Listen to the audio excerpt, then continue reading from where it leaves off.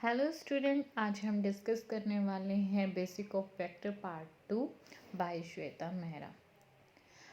तो फर्स्ट है हम करेंगे एडिशन ऑफ वेक्टर्स।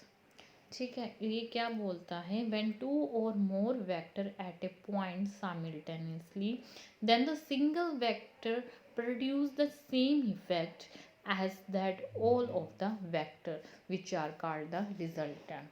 जैसे हमारे एक वेक्टर ये है, एक वेक्टर मान लो ये है, जो थर्ड वेक्टर है यानी दिस, वो क्या करेगा, वो भी जो हमारा ये कहलाएगा रिजल्टेंट, वो इन दोनों वेक्टर का क्या करवाएगा, सेम इफेक्ट करवाएगा। यानी इसमें क्या हो जाएगा, p प्लस क्यू, यानी इन दोनों का जो अलग इफेक्ट है वो इन दोनों के सम के इफेक्ट के बराबर होगा, रिजल्टेंट जो हमारा होगा। ठीक है, इसको हम सिंपल नॉर्मली अलजेब्रिक सम की तरह हम वेक्टर ऐड नहीं करते, हमने ये पढ़ा था। ठीक है, क्योंकि इनके पास क्या होती है, मैग्नीट्यूड भी होती है और एज वेल एज डायरेक्शन भी होता है। एडिशन वेक्टर के लिए जो हमारा अगर एक पॉइंट पे है हमारे वेक्टर्स या टू वेक्टर हमारे अगर एक पॉइंट पे है, या तो हम उसे ट्रायंगल या पैरेललोग्राम लॉ ऑफ वेक्टर से हम एडिशन यूज़ कर सकते हैं, जैसे आप अपनी बुक की पिक्चर में देख सकते हो। फिलहाल हमारी स्क्रीन पे है। ओके, यहाँ पे देखो, एक क्यू वेक्टर दिस है और एक वेक्टर है पी यहाँ। इन दोनों का जो रिजल्टेंट है वो ये बनेगा।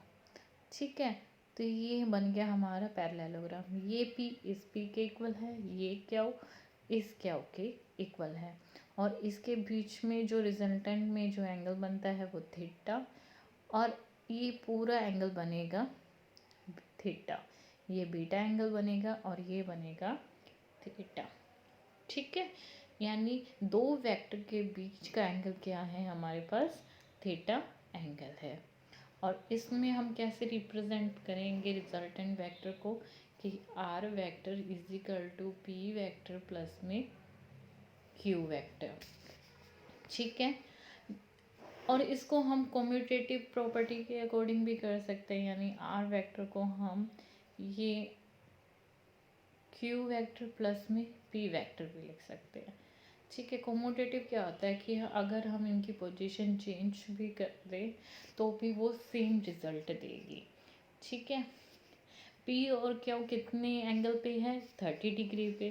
तो मैग्नीट्यूड ऑफ द रिजल्टेंट कैसे निकालेंगे हम, आर वेक्टर का अगर मैग्नीट्यूड निकालें उसके लिए हमारे पास ये फार्मूला है जो आपको याद करना पड़ेगा, पी स्क्वायर प्लस में क्यू स्क्वायर प्लस में 2 पी क्यू, और जो एंगल है वो कोस थीटा रहेगा।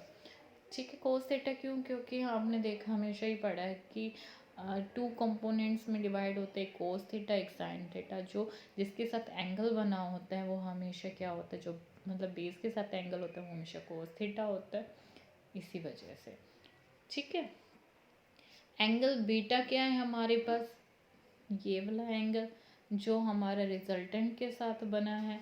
ठीक है, उसके कारण रिजल्टेंट मेक्स पी, यानी वो जो ये रिजल्टेंट है वो पी वेक्टर पे बीटा एंगल बना रहा है। ठीक है, तो इसके लिए हमारे पास है बीटा निकालने के लिए tension beta into Q sine theta, अब साइन थीटा यूज होगा। ठीक है, for this and P plus में क्यू कोस थीटा। ठीक है, ये आपको याद करना है, इसी के बेस पे बहुत सारे न्यूमेरिकल हैं जो आपके एग्ज़ाम में 2 या 4 मार्क्स में आ सकते हैं, इसलिए आपको ये फार्मूला याद करना बहुत ज़रूरी है। ठीक है, now move to the subtraction of a vector. The subtraction of vector, हमने क्यू लिया है, एक वेक्टर क्यू है और एक वेक्टर पी है। ठीक है, अब हमें क्या लेना है, सब्ट्रैक्ट करना है, तो हमारे पास एक वेक्टर क्या होना चाहिए, नेगेटिव वेक्टर होना चाहिए। अगर पी ये पॉजिटिव है तो डाउनवर्ड डायरेक्शन में क्या हो जाएगा, क्यू नेगेटिव हो जाएगा। ठीक है, क्यू यहाँ पे क्या हो गया, नेगेटिव वेक्टर। पी वेक्टर ये हो गया। ओके, ये क्या बना रहा है हमारे पास, बीटा एंगल। ठीक है, अब देखो ये एंगल कितना है पी और क्यू के बीच में, थीटा एंगल है। ठीक है, ये थीटा एंगल है, और ये एंगल जो रेस्ट ऑफ नेगेटिव क्यू के साथ पी का जो एंगल बन रहा है, ये एक सिंगल स्ट्रेट लाइन में है, बन रहा है स्ट्रेट लाइन। लाइन पे एंगल कितना होता है, 180 पॉइंट पे अगर दो वेक्टर मिल रहे हैं तो हम क्या करेंगे, 180 में से ये एंगल हम माइनस कर देंगे, तो नेगेटिव वेक्टर का क्या आ जाएगा, इंक्लिनेशन एंगल आ जाएगा। ओके, अब हमने क्या लेना है, रिजल्टेंट। तो हमारे पास जो रिजल्टेंट आएगा वो P माइनस क्यू आएगा। ठीक है, क्योंकि हमने क्यू कैसा वेक्टर लिया है, नेगेटिव वेक्टर। ठीक है, तो हमारे पास जो रिजल्टेंट आएगा वो कैसा आएगा, P माइनस में क्यू। ओके, अब पी क्यू एंगल किससे रिप्रेजेंट हो रहे हैं हमारे, ओ ए पी एंगल दे रहा है, एंड ओ बी क्या दे रहा है हमारे पास, नेगेटिव वेक्टर क्यू दे रखा है। हमें फाइंड करना है पी माइनस क्यू। ठीक है, इसलिए हमने क्या किया, ओ बी जो हमारा क्यू एंगल वेक्टर था उसको नेगेटिव वेक्टर में कन्वर्ट किया, जिसमें हमने बी डैश यूज़ किया। इस तरीके से हम क्या निकाल लेंगे, रिजल्टेंट।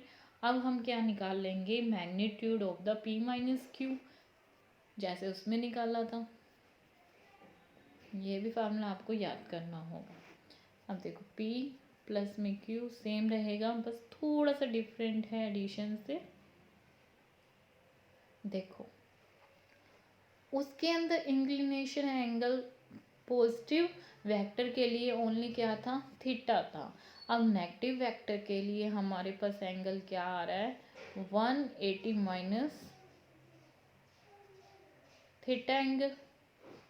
तो इसमें भी हम क्या कर देंगे, 180 डिग्री माइनस थीटा एंगल। ठीक है, नेगेटिव वेक्टर के लिए हम क्या लगाएंगे, 180 माइनस थीटा। ठीक है, रिजल्टेंट हो गया। ठीक है, हमने मैग्नीट्यूड पता कर लेंगे इससे। अब हम क्या निकालेंगे, एंगल।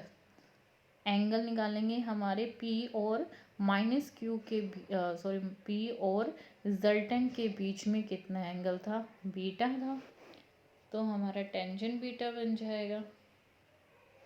सेम जहाँ पे थीटा था वहाँ पे हम क्या कर देंगे, 180 माइनस थीटा कर देंगे। Q sine 180 degree minus theta. मैं इसको रफ करके देख देती हूँ अलग अलग, है ना। पहले टेंजेंट बीटा निकाल लिख देती हूँ, क्या आएगा, Q sine 180 degree minus theta, P plus Q cos 180 degree minus theta degree. ठीक है, और हमारा रिजल्टेंट क्या आया था सब्ट्रैक्शन वेक्टर का, P प्लस में क्यू स्क्वायर प्लस में 2P Q cos 180 degree minus theta. ठीक है, ये था सब्ट्रैक्शन ऑफ वेक्टर।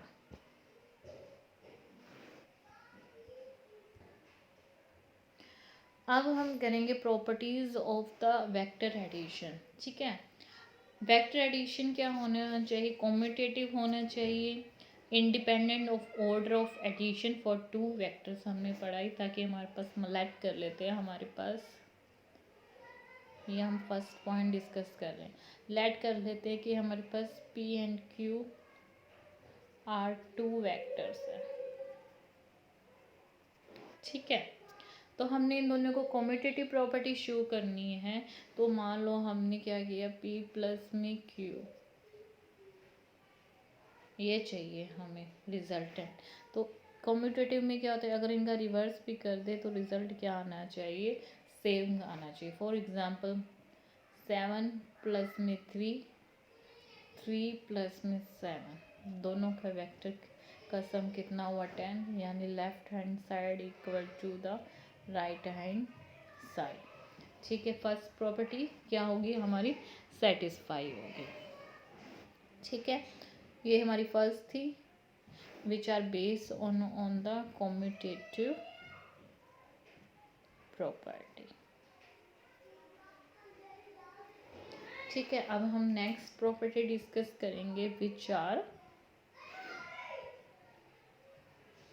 कौन सी प्रॉपर्टी होगी, एसोसिएटिव प्रॉपर्टी।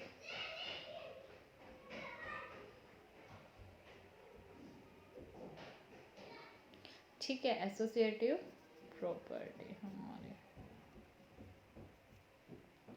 ठीक है, इसमें क्या, independent order of grouping for 3 vectors, क्योंकि एसोसिएटिव में कितने वेक्टर्स होते हैं, 3, तो हम मान लेते हैं हमारे पास let P Q and R are vectors. ठीक है, तो इनका जो सम होना चाहिए किस टाइप में होना चाहिए, P प्लस में Q प्लस में S। नाउ P को अकेला छोड़ दो, P प्लस में Q प्लस में S। ठीक है, यानी ये वाली प्रॉपर्टी सेटिस्फाई होगी in vector addition when the associative property हम इसके अंदर अप्लाई करेंगे। ठीक है, the last but not the least, we now discuss the third property, which are the distributive property।